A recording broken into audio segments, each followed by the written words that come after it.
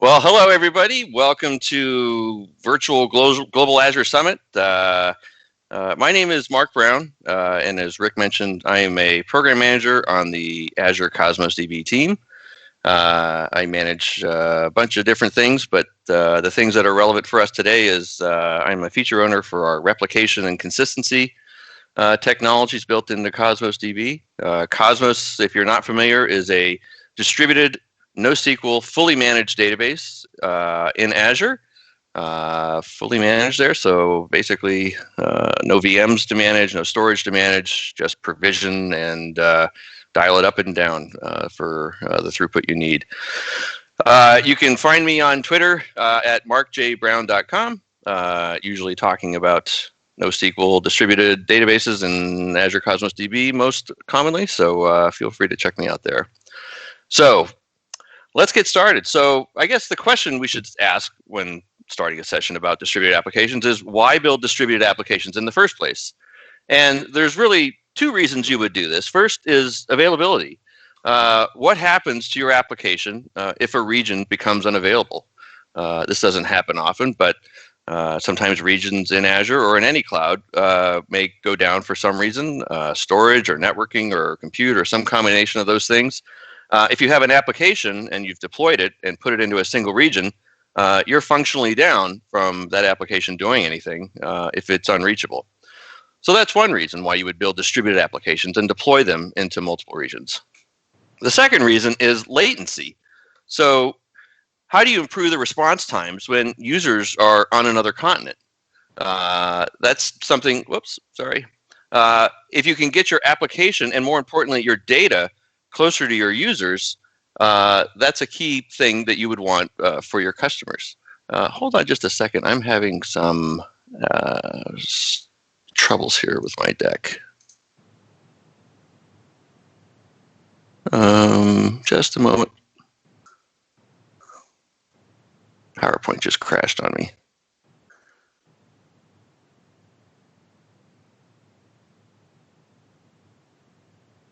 Okay, sorry about that. So there's trade-offs you have to make when building these distributed applications. And this talk, we're going to explore all of these things today. So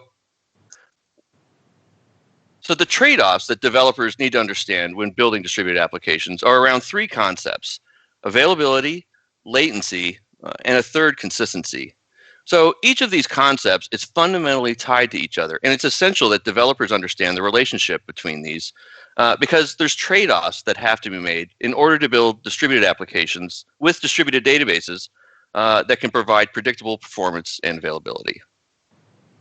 So first, I need to define consistency. For many developers, consistency is what this is, so ACID in a relational database in the context of a transaction. But for distributed databases, this isn't actually what we mean. Really, consistency in a distributed system means the uniformity of data between replicas that's separated by hundreds or even thousands of miles. Okay, so with that definition, let's dive in. So as luck would have it, there's a theorem that describes the relationship for two of these concepts we're going to talk about today. And this theorem is called CAP theorem, and it was devised in the late 90s by this guy named Eric Brewer, who I think now works at Google. And what it says is, in a distributed data store, one cannot simultaneously provide more than two out of the following three guarantees. One is consistency, so I always get the most recent right, or I get an error. Second is availability, so every request receives a non-error response, but without the guarantee that it contains the most recent data. And then third is partition tolerance, and that is that the system continues to work despite an arbitrary number of messages being dropped or delayed. Basically, that connectivity between replicas in the system is lost. So to kind of illustrate this, makes sense to kind of put it in like this decision tree diagram. So what it says is that if you have a network partition or lose network connectivity, you really have a choice between two things: availability and consistency. You cannot provide both if you have a network partition in the system. So I can illustrate this a little bit better. So for this system here, I'm going to choose availability for my distributed application. So on the left-hand side, I have the master or write node replica for my database, and then I have a read replica over on the right-hand side. And I'll simulate what this means when you choose availability when a network partition happens, and then you can kind of easier understand it. So in this system here, network's working fine. I'm going to write 5 over in my master, and then I replicate that across the network over to my replica, and I read 5 over there. But if I lose network connectivity between these two, and I write 6 over in the master, because I'm choosing availability for this system, my reader over in the replica will still read 5. So in this system here, I'm choosing availability consciously for my distributed data store. Now, let's choose consistency. So network's working fine. I'm going to write 5 over on the master, and I replicate it over here, and I have 5 over there. But I lose connectivity between these two, and I write 6 over here, and whoops, what happens? I have to return an error, or I cannot replicate, or excuse me, I cannot accept the write because I'm unable to commit it into every node within the system or every replica within the system. So in this system here, I'm consciously choosing consistency for my system rather than availability. So CAP theorem works great in describing what happens if you lose connectivity between the system, but it doesn't describe the full picture for what can happen or the behavior of a distributed system and the database behind it. That picture was completed in 2010. With the introduction of the PACELC Theorem, which reads, in the case of a network partitioning in a distributed computer system, one has to choose between A, availability, and C, consistency. So that's the CAP theorem part. But even when the system is running normally, in the absence of partitions, meaning the network is running fine, you still have to make a choice between latency and consistency. So what that looks like is something like this. So on the left-hand side, I've got what is CAP theorem, so I have a network partition. But even when the system is running fine, with the no side on over here, I still have a choice I have to make. I still have to choose between latency in the system and consistency in the system. So let me illustrate that a little better. In this system here, I'm going to choose consistency, so I'm making this choice. So same setup, master on the left side and a read replica on the right. So when I choose consistency in this system, what this means is I write 5 in my master, and then I have to replicate and commit it and then ACK it back before I can do anything else within the system. I have to maintain consistency within the system when I choose consistency for a system when it's running normally. Right? So I write 6, ACK it back, and then return, and then I can do something here. Right? The thing I'm trying to illustrate here is that maintaining consistency in the system means that I have to sacrifice latency, low latency for the system. Now let's choose latency for the system. So what I do is basically write 5, write 6, write whatever. It doesn't matter because I'm choosing latency. So I'm optimizing for latency in this system.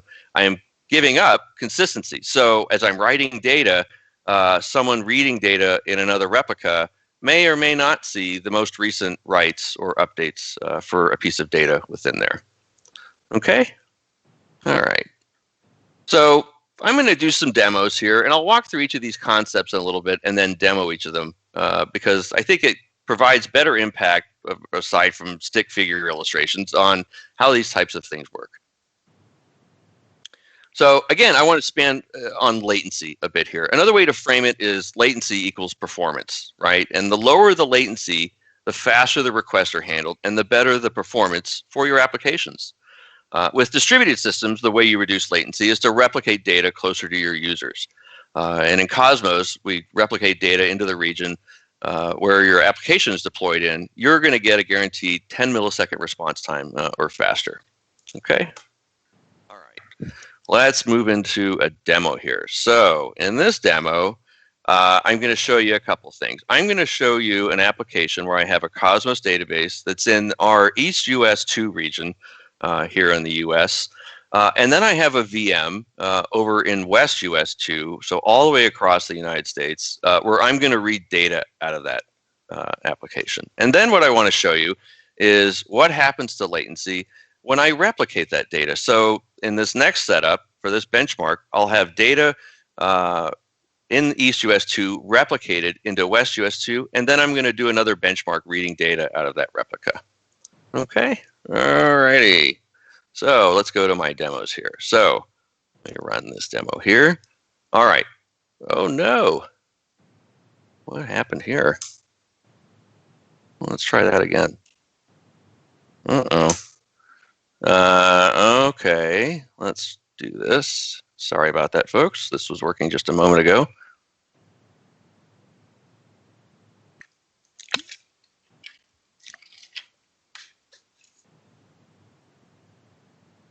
Rick, do you want to give a quick call to the demo gods?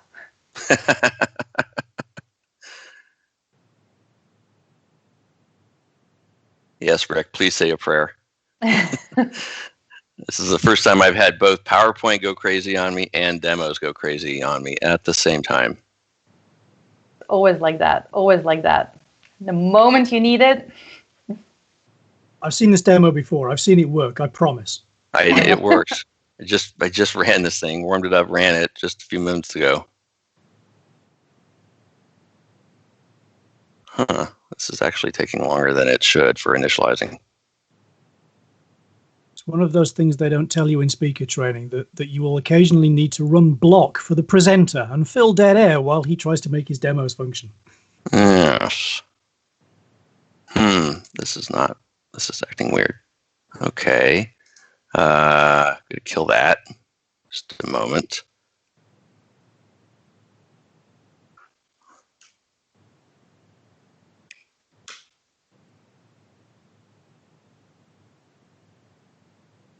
If it helps, I can see our YouTube audience are being supportive. Are they? Okay. Am I getting thumbs up or angry faces or laughing? No, you're getting good support out there. Proof that it's a live event. Okay. Let's just say the demo gods are taking it out on me, so all of your other subsequent sessions will work faithfully. What we need, Mark, is a stunt Cosmos DB to take the fall for you, right? That would be fine.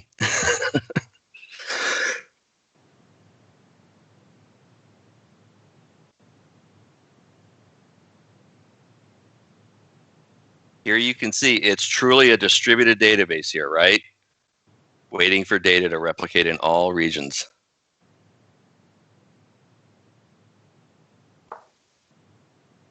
Okay, replicated and available. Come on back. Oh, maybe not done yet. What the audience at home can't tell is that whilst I can see your demo screen, it's so very, very small that I can't tell what it actually says. I just see a bit of movement. Oh, should I maximize? No. You're good, Mark. It's what Izzy and I can see in the back channel. Ah, okay. It's coming. Okay. My gosh, I hope this is good. So here we go. All right, back to this. So I'm going to test read latency for this is a single master account with a read region East US 2, and I'm going to test it from this VM that we're running in West US 2. So here we go. Okay, and some slow ones there, and we can see we're getting average latency for these requests at around 69, 70 milliseconds, 72 on average there over that 100 reads. So pretty slow, actually, about average for a request across the US. Now, let's run that same test in this account, single master account, but I've got a read region replicating to West US 2, and I'm going to read it for the VM in West US 2. And whoop, that was fast. So you can see average, I mean, it just blazed right over the screen, 2 milliseconds average latency to read that request. So their read latency, much, much better because we're distributing our data, right? And we're replicating it into another region where our application is stood up and we're making it available there. So, okay. Thank you, everyone, for putting up with my demo. It's live. I'm not faking it. It's not a click demo. Right, so, okay. So, in the preceding scenario, replicating the data to that second region helped with latency for reads for the application. However, customers need to write data too, right? So we still face latency issues because the writes still have to travel all the way back across the US to the East US 2 region where my master replica is located. So how do you handle something like that? Well, you can make a solution where every replica is fully writable. And in fact, for Cosmos, we do have that feature called Multimaster, or multiple region writes. And what this does is that every replica where you're replicating data to is now just not available for reads for your application, but you can make it fully writable. And this is great because now you get the same less than 10 millisecond write latency that you were getting in your single master account. So let's do a demo on that. So in this one here, same region. So I've got East US 2 and West US 2. And then I've got single region writes. So the East US 2 region is the region where I'm going to have data written to. So it's a single master account. And then I'll show you the latency when you've got multi-region writes or multi-master. So you can write into both regions here. And my writer will be in that same VM that I'm running here in West US 2. Okay, so back to this guy here. All right, let's run test number 2 here. All right, so we're going to read data, single master account, read region West US 2 from West US 2, and that's fast, of course, right? Because we showed that if you replicate data to where you want to read it, it's going to be there quicker. Now let's test 100 writes. So I'm going to write 100 records from West US 2 VM into my East US 2 region. And here we go. We got our latency again, right? So 73, 74, 75 milliseconds. Not that awesome. Pretty slow for writing data to your database. Now let's test 100 reads for a multi-master. And of course, this is fast because we already proved that you can read fast data when it replicates.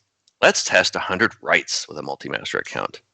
And there we go, right? 6 milliseconds, some hiccups in there as well, but much, much, much, much faster, right? Because I don't have to go all the way across the US. I've now made that replica fully writable, so I write it locally, and then Cosmos will replicate that data to every other node, every other replica in the system for me, right? So there you can kind of get the average latencies there. Okay. And back to slides. So that's latency. So the first of our 3 concepts. Next, let's talk about consistency. So for consistency, okay, there we go. So let's move on to consistency. And this is the second concept I want to cover here. So Cosmos provides 5 consistency levels to choose from. That includes strong, bounded staleness, session, consistent prefix, and eventual. And with everything in distributed computing, as I hope you'll learn from this session, consistency models themselves are a series of trade-offs that include either higher or lower latency and higher and lower throughput. So let's go through each one of these in detail. So strong consistency is, as you might guess, the strictest consistency model. Data written using strong consistency is synchronously replicated to every replica in the database. This means that reads are guaranteed to return the most recent committed version of an item. Clients are never going to see anything uncommitted or partial writes within the system. Scenarios where you see strong consistency typically are applications that have a requirement of RPO of 0. Meaning the application cannot tolerate any data loss whatsoever should a regional failure occur. Of course, there's a trade-off, and as we saw earlier, the latency is reduced as every write must be replicated and committed globally to every replica before it is recognized as committed within the database. So next is bounded staleness consistency. In this consistency model, data is replicated asynchronously. So it's not synchronous at this point, it's asynchronously, but has a predetermined staleness window that's defined by either a number of updates to the database or a period of time. So data outside this staleness window is guaranteed to be globally consistent. And as the staleness window approaches, what Cosmos will do is apply back pressure on the writes to allow the database replication to catch up. And honor the consistency guarantees for bounded staleness within that staleness window, either a period of time or updates that you've defined. Reads made within the same region in which they're written, however, will see strong consistency guarantees. And you can see this here. So if I have writes in West US 2 and reads in US 2, looking at my musical notes, you'll see that that is strongly consistent. So within the staleness window, however, for readers in different regions, they'll see the updates at a later point within that staleness window, but in the order in which they are made. And this is known as consistent prefix guarantees. And then finally, Cosmos accounts with multiple write regions, or multi-master, where you have writers that are writing into different regions simultaneously. Readers in those regions are going to see eventual consistency for bounded staleness. So the next level of consistency to talk about is session. So session's a unique consistency model in that it's not data-centric. It's actually client-centric.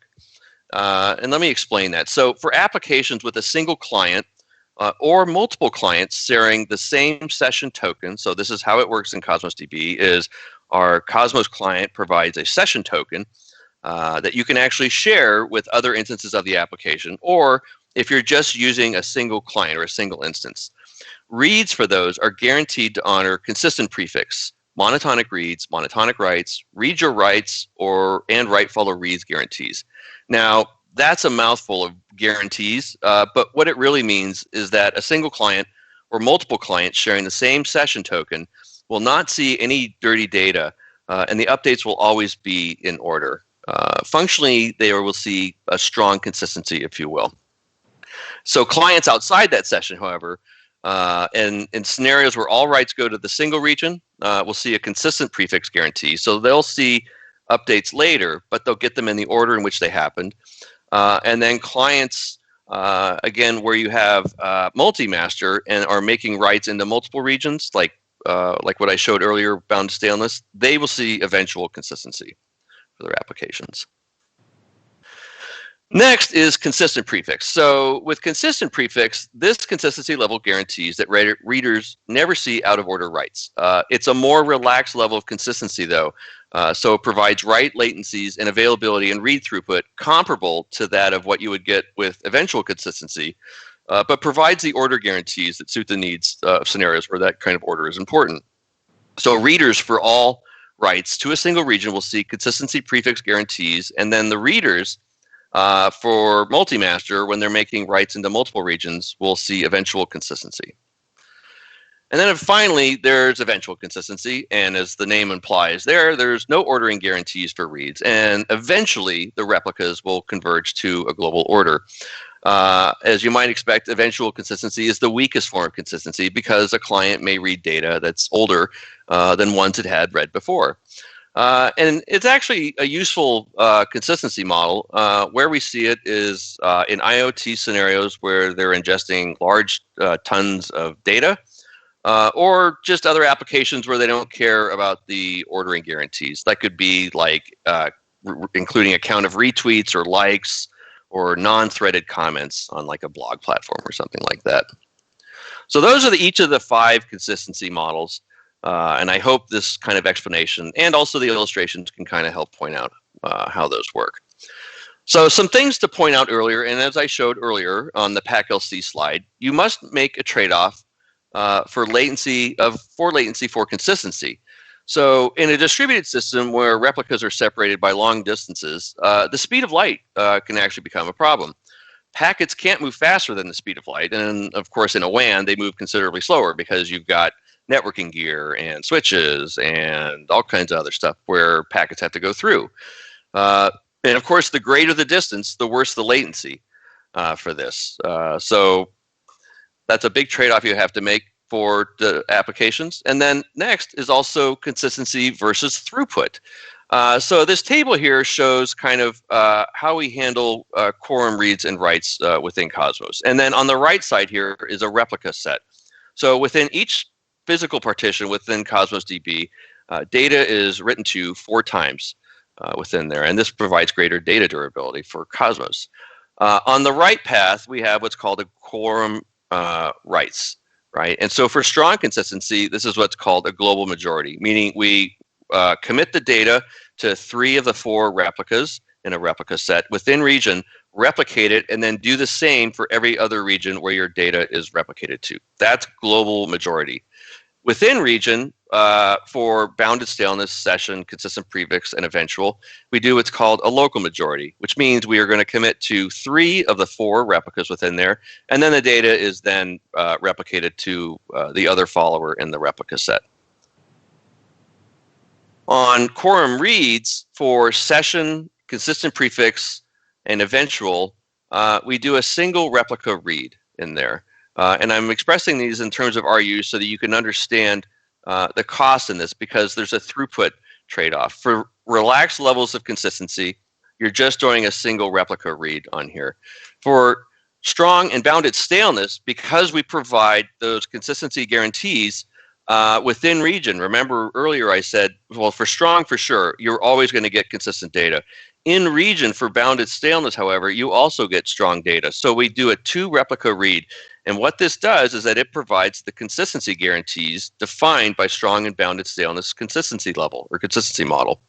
And what we're doing in here is when we do those reads, we are comparing what's called a log sequence number, or LSN, for the data as it was written. And if that LSN matches within Cosmos DB, then fine, that's the most recent data within there, because remember, we are writing to 3 of the 4. If it doesn't match, then what we will do is use the higher number, because that's the most recent write of data within the replica set within there. Another concept I want to talk about that's not widely known, but addresses one of the limitations of CAP theorem, is our ability to maintain dynamic quorums for accounts configured with strong consistency. So if you have a Cosmos DB account using strong consistency and it's replicated in 3 or more regions, Cosmos will dynamically adjust the global write quorum to allow data to be committed in the event one of the regions becomes unavailable. So what that means is, if I've got 3 or more regions here and I lose one of the regions, CAP theorem says that if I can't replicate and commit my data globally, I have to return an error. What we do is we allow you to continue writing data, and we will just redirect reads to other regions, and then take that one region out of the quorum, and then commit the data there. So this helps kind of with providing greater availability when you're using strong consistency within your applications. Okay, that's enough slides. So let's do some more demos, because I want to show you how these things work and what they look like in real life. So I've got some more Cosmos DB accounts set up, and what I'm going to do is I'm going to demonstrate consistency versus latency. So I've got my Cosmos DB account in West US 2 and my VM there, and I'm going to write data into that account. This account is got a replica in Central US. It's about 1,000 miles away, so I guess that's 1,600 kilometers or so, give or take. And then I'm going to show you the latency when I write data to this account with eventual consistency, so the weakest level of consistency. I'm then going to show you what the latency looks like when I have the same setup, 1,600 kilometers apart, but I'm using strong consistency for this. And then just to show the impact of the speed of light, I'll run one more scenario. Strong consistency. This is about 2,000 miles, or about 3,200 kilometers apart for these. And then I want to show you consistency versus throughput. So I'm going to do 2 sets of reads. I'll show you the throughput when I do 100 reads from an account using eventual consistency. So this will be a single replica read. And then I'll do the same for an account where I've got strong consistency. So I'm doing a 2 replica read. And we'll be measuring the RU, or throughput usage, for that. Okay, back to demos. Yeah, be helpful with this. There we go. Okay, here we go. I'm going to test 100 writes against an account, eventual consistency. So this is the weakest level of consistency. I'm going to write it into West US 2, and I'm going to replicate it to Central US. And here we go. And it's fast. And why is it fast? Because I'm using a weak level of consistency. I'm trading off consistency in my system for throughput, or latency, as it were, for this system here. So I write data as fast as I can write it, and then it'll replicate the data according to eventual consistency guarantees. Now let's do the same test. 100 writes, same region. This account is configured for strong consistency. So I must write, commit locally, replicate, commit remotely, and then ACK it back. And let's look at this. And you can see my latency is jumped way up, now about 62 milliseconds, give or take, within there. And that's the reason, because I have to replicate that data, commit it, and then ACK it back before I'm globally committed on that data, maintaining consistency within the system. Now, let's do this. Let's double the distance. So strong consistency, west US 2, east US 2. And what do you think happens to our latency if I double the distance? If you guessed you double the latency, you are correct, sir. Give yourself a prize. You can see here I'm getting roughly somewhere between high 90s, 100s, 120, on average 112 milliseconds for that latency there. So great. Oh, sorry. Wanted to show throughput. So here I'm testing eventual consistency, and I'm doing 100 reads. And you can see I'm doing a single replica read. It's just a single RU, because in Cosmos, to read a kilobyte of data or less is 1 RU. And now let's test it with strong consistency and see. And you can see it's 2 RU, because I'm reading from 2 replicas, 2 reads, 2 RU, double the cost or half the throughput on your on your read path for your applications. Okay, back to slides.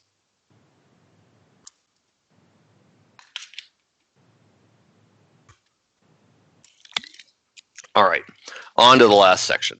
Now I want to talk about availability. So we've talked about latency, we've talked about consistency. Let's talk about availability. So building highly available applications in Azure, or really in any cloud on commodity hardware, means a couple of things. You want to build resiliency into your application at multiple levels. Of course, if you want to be able to survive failures at a regional level, you want to deploy your application into multiple regions. And as I explained earlier, that's for, of course, availability, but also it decreases the latency for customers if you've got, say, customers in Europe and customers in Asia and customers in the Americas. Get the data, get the applications closer to them, and it'll be faster. So you want that regional resiliency. I want to be resilient to failures that happen at a regional level. I'm going to use a DNS-based load balancer like a traffic manager, and then I can route traffic from the internet to the closest region, or if a region fails, I can redirect to another region and keep my applications up. Obviously, within the region, you also want resiliency, right? For your front end of your applications, you don't just stand up a single instance of your web app. You want multiple instances of that, and you're going to load balance over those instances, again, to provide greater resiliency in case one of those instances fails. And then, of course, you'll do that at the middle tier. And then on the back end, of course, at a regional level, you want to use a distributed database like Cosmos DB, where we will faithfully replicate all of the data to all of the other regions. And then even, of course, within the region, we also provide that in-region redundancy with 4 replicas within a replica set. And the reason we do this is it provides greater data durability and also allows us to be able to survive, say, if one of the replicas goes down, your application still remains up because we only write to 3 of the replicas within there. In fact, it also allows us to do things like update instances of the Cosmos service within there. So we'll spin up a new replica, update it, and then just swap it in for your other one, and then take that one out and update that, and then just continue to swap them out. So these are all deployed across fault and update domains. Also supports AZs where we have AZ support within there. So these things could be in different data centers within a region as well. So it provides resiliency at multiple levels like that. So designing a distributed system for high availability is just one part of the task here. You must also develop business continuity plans should an event occur. And to do this, you need to understand the system's tolerance for data loss and downtime. And this is commonly referred to recovery point objective, or RPO, and then recovery time objective, or RTO. And simply put, RPO is how long did you lose data, right? These are both a function of time here, right? So what was the last point at which you had some kind of backup or some data durability before the disaster happened to your application? And then the RTO is after the fact. So how long are you down for, and how long can you tolerate that amount of downtime within your application? And these are both driven by business and technical requirements for your application. And it's critical to know what these values are because they have a direct impact on what consistency model you choose for your application. In our documentation, we actually publish this table here that I'm showing you. And what this illustrates are the SLOs for RPO and RTO provided by Cosmos DB should a regional event occur. So let me walk through some of these. So for a single region deployment in any mode, so any replication mode, single or multi-master, and any consistency level, you're going to get by default an RPO of 4 hours, which is the default amount of time we do snapshot backups of your data within Cosmos. What's more shocking, though, is an RTO of something less than a week. And this is worst case scenario where a regional event occurs and there's some major storage outage and they've got to do a backup or a restore, from another region back into the existing region. So if you want to build an application with high availability, you certainly would not want to use a single region because the chance or potential for failure lasting a long period of time is high. For the RPO, that default of 4 hours, you could do less than that. You just got to call support and ask them if they can do shorter period of time, and then also you can increase the retention on there too. So you can reduce your RPO and still run single master or single region. Where things get better, of course, is if you run into multiple regions. So for single master account, relaxed level of consistency, so session, consistent prefix, and eventual.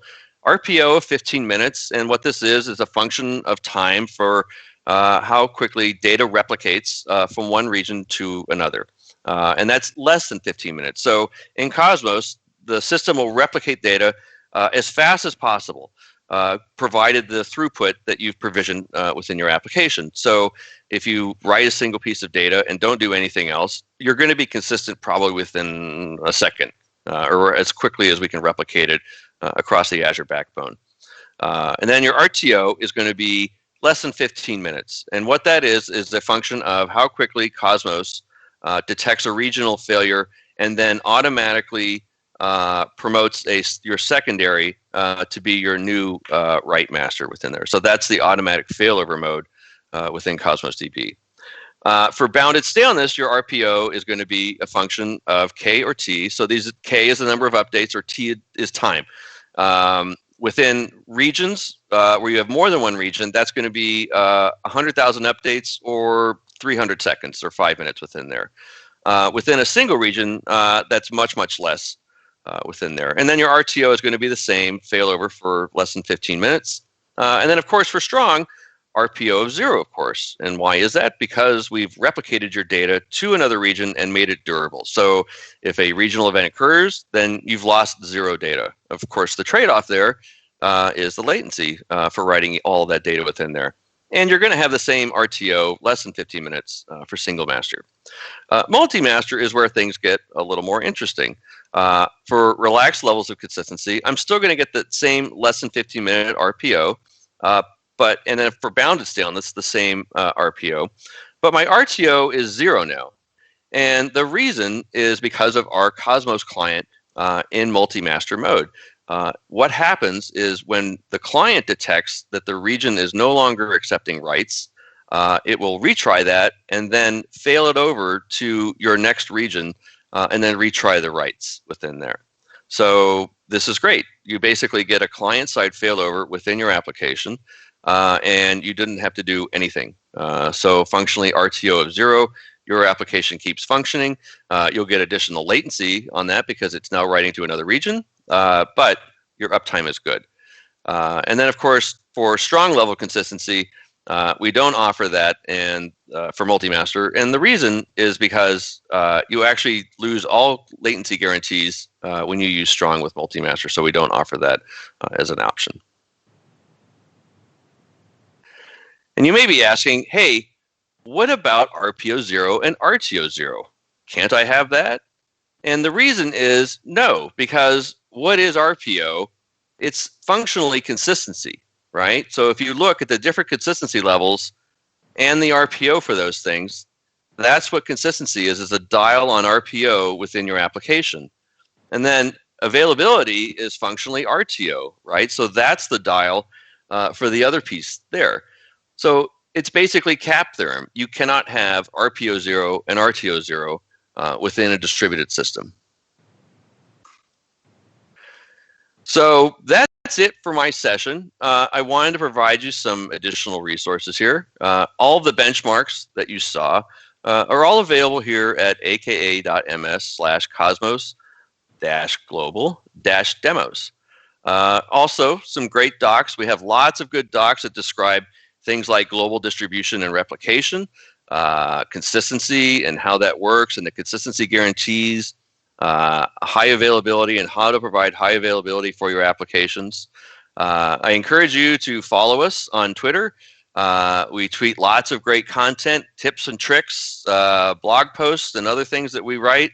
Our PM and dev engineering teams are always writing new articles, new tips and tricks on how to use Cosmos DB and get great performance, low latency, all of those things. And then also check us out on gotcosmos.com, basically a site that has lots of different links to content from all over our sites and other sites everywhere else. So just a great resource to find lots of good examples, architecture diagrams, reference architectures, that sort of thing. So that's it. I guess we can take some questions now, Rick, if you'd like. We can indeed. That was great. Thanks very much, Mark. So we've been watching the chat channel on YouTube. You've actually already answered some of those questions because you've pasted the links for your demos. One thing somebody asked is, are you able to share the slides? Are those online already anywhere? You know what? If you go to that GitHub repo, the global distribution demos, the first one, that deck is actually embedded inside the repo. So the answer to the question is absolutely. Gosh, that's organized. Well done, mate. Yeah, you're welcome. Okay, so very early on in the session, Mike Stevenson, who is actually a UK Azure MVP and an integration guy, asked a question about one of the things I think is really cool about Cosmos DB, which is multiple API support. So obviously, one of the great things about Cosmos is you can have multiple collections in an account, and you've got support for Graph or SQL or etc.d and a whole bunch of other APIs. What Mike wanted to know is, can he have several collections in an account, each of which he accesses using a different one of those APIs? Yeah, so we do not support that. And the reason is the underlying storage for some of these is fundamentally different, such that we cannot mix and match these things within the context of an account. I'll give you an example. So underlying all of this is, of course, our core SQL API, and that's fundamentally a JSON store. And then for the other APIs that we have, those are fundamentally emulated. So if you are writing data using a Mongo client, we will emulate the Mongo endpoint and take that Mongo command with the data, and then we will translate it and store it. However, it's not, compatible with, say, our SQL API, such that you could go and query it using our core SQL API. And by the way, for people, if you're confused, don't be sorry. Our core API we call SQL API, but this is not a SQL server, T-SQL, anti-SQL. It's a JSON store. So your SQL is fundamentally going over hierarchical JSON data, and it operates like that. So sorry for the confusion. We'll change that name someday. But the answer to the question is no, you can't do that. We may figure out a way of doing that at some point in the future. Okay. Not from the stream, but a very common thing that I hear when I'm talking to customers is a misconception that Cosmos is expensive to use and run. Now, you and I know that the charging model is actually pretty simple, right? And I just wondered if you'd got a few minutes to sort of explain that and give people tips and tricks on how to use Cosmos cost effectively and really take advantage of the power of the service. Sure. So, the minimum cost for Cosmos DB is about $25 US a month, and that is either a container running 400 RU per second, and RU is basically our charge model. It's throughput. All of the demos, by the way, you guys saw, was all using containers running 400 RU. And you can see, for the performance I'm getting when I'm running those things, they're pretty fast when I'm running. So that's a good level of performance. And in fact, I wasn't even hitting what the maximum for that container was running those benchmarks in there.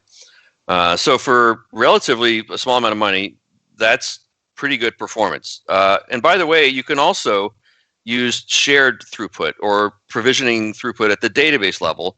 And then you can create up to 25 collections or containers within that database that are all sharing that same level of throughput within there. So on a per container basis, you're getting even more value for your buck there. And then finally, the last thing I'll say about it is, last month we just introduced a free tier where we'll give you 400 RU and 5 gigabytes of storage for free and forever. So if you want to go and do a quick POC or kick the tires or whatever, go and sign up and go check, provision a new account and then select the free tier. And we give you one for every Azure subscription you have. So you get one per Azure subscription within there. So there's options there for that. And then the other thing I'll say too is, and where I hear customers saying that Cosmos is expensive is in scenarios where they've not quite fundamentally done a good job in modeling or partitioning their data store. This is a key thing to understand about Cosmos, is that this is not a relational database. You don't apply normalization techniques when you model data in Cosmos. Containers should not be treated like tables in Cosmos. You are fundamentally going against the grain, if you will. This is a NoSQL data store. The idea is to optimize your data store around the request for data, not around storage, right? Databases like SQL or relational databases were invented in the 70s when the cost of storage relative to compute was insanely expensive. I have a cell phone here that's got a terabyte of storage that is insanely cheap compared to what I would have paid 50 years ago for a terabyte of storage, if that even existed back then for that. So relative to storage, compute is much cheaper now, and NoSQL databases are designed around that concept. So you want to optimize around the request, which means denormalizing data, which means pushing data together into hierarchical documents and then making a single request to get all of that data, rather than writing a SQL to join all of the data and then bring it back like that. So that's key to understand. And then the other thing to understand too is partitioning. With a database like ours, we are fundamentally different in that we scale out, right? We run on commodity hardware, and you get unlimited, fundamentally or theoretically unlimited throughput and unlimited scale because we just keep adding servers to your database. So you have to understand this notion of partitioning data, because partitions are fundamentally all on different servers.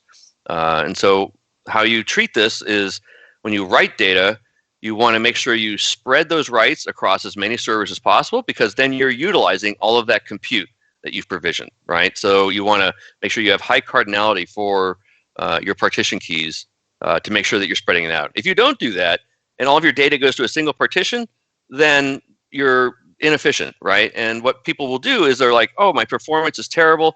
Let's increase RUs, or let's increase throughput. And there where you get is, hey, Cosmos is expensive, when actually, no, it's running fine. You have a hot partition, and you're not spreading the throughput, or you're not spreading your writes across partitions. And then also on the read side, the thing you want to avoid is cross-partition queries, because then you're hitting all of these different computers to go run your queries or to get your data. You want to answer queries within a single partition, or within a bounded number of partitions, or a few partitions within there. So in some ways, you're kind of solving for the opposite thing, right? On the write path, you want to spread the load across partitions. On the read path, you want to read data from a single partition. Now that's at the extremes of scale, right? Most people don't have, databases where they've got hundreds or thousands of partitions where you really are fundamentally kind of coming up against that type of thing. But these are concepts that are really important to understand, is that you need to solve for these things. Understanding your access patterns for your data, how you write data, how you read data, model your data to reflect that, and then make sure that your data is partitioned adequately so that if you increase throughput, if you get additional load, additional customers are hitting your app, you can increase that throughput that'll provide that scale that you need. So that was fantastic, Mark. That was a comprehensive answer that seemed to knock down at least 3 or 4 questions from the chat channel. I like doing things at scale. So we've got about 4 minutes till we go to a break and welcome our next guest. So one last question from me, which combines a few in the channel. Autoscale and consumption plan, I guess, are 2 opposite ends of the same spectrum. We've had a question about, is it possible, are you working on anything to autoscale upwards when my Cosmos DB is under load? And the flip side of that is, are you maybe looking at anything in terms of autoscaling right down and turning off that compute, maybe a little bit like the new consumption plan sequel? I realize that's roadmap stuff and you might not be able to talk about it, but I'm going to ask it anyway. Okay. Thanks, Rick, for putting me on the spot. Good friend. Regarding the autoscale piece, in fact, last November at Ignite, we announced this feature we called Autopilot, which I don't know why we picked that name, but it's functionally what an autoscale is. And the way that works is you, instead of provisioning throughput, that is what basically your database will run at for the entire time, you provision what would be the maximum amount of throughput. And then how that works is we will automatically scale up and down throughput for your application instantly based upon the needs of your application. So as requests come in. And when there's no request at all, we will scale that down to 10% of what your maximum is. So I'll give you a couple of scenarios. So scenarios where this is really good is where you have really unpredictable workloads. So you just don't know. Maybe it's like a slash dot or something, and you write a incendiary article or something on there, and then 1 million people comment on it and then tweet about it, and then everybody's hitting your site. Autoscale would help in a scenario like that, or just unexpected loads. Or in some cases, it actually could be helpful for like dev and test workloads, where I've done a pretty decent job figuring out my access patterns and what my throughput needs are, but I don't know quite what they are. I want to run a load test and see for X number of users how much Y throughput I'm using. I could use an autoscale, run my test, measure what my usage is, and then use that to better figure out what my actual throughput needs are, and then go into production with maybe a provision throughput model, which is what our traditional throughput is. So that's Autoscale, if you will, and that's in preview now, and we're looking to go GA with that pretty soon, I would say. So keep an eye on us. We're going to have lots of great things to talk about, by the way, at the upcoming virtual build conference. So we've been very, very busy with that. Nobody's getting much sleep. This is, of course, virtual, just like you guys are this year. Lots of fun and challenges in that. But we're thinking it's going to be a pretty good event. I'm pretty excited so far with what we're looking at doing. And I can't wait. I actually can't wait till it's over. I'm going to take a couple of days off. That's really good. Well, we're just about up against time. So thanks very, very much, Mark. That was a great session. Maybe if you've got a few minutes, you could drop into YouTube and maybe have a look at answering some of the questions on the chat, if you don't mind. But I just want to say thanks very much. And to our audience, don't go away. We're going to take a short 5-minute break while we line up the magnificent Sammy Leho, who is going to be talking to after we just take a quick 5-minute break. We'll be back at 10 past. Thank you very much. Don't go away. Thank you. Bye-bye, everyone. Thank you, Mark.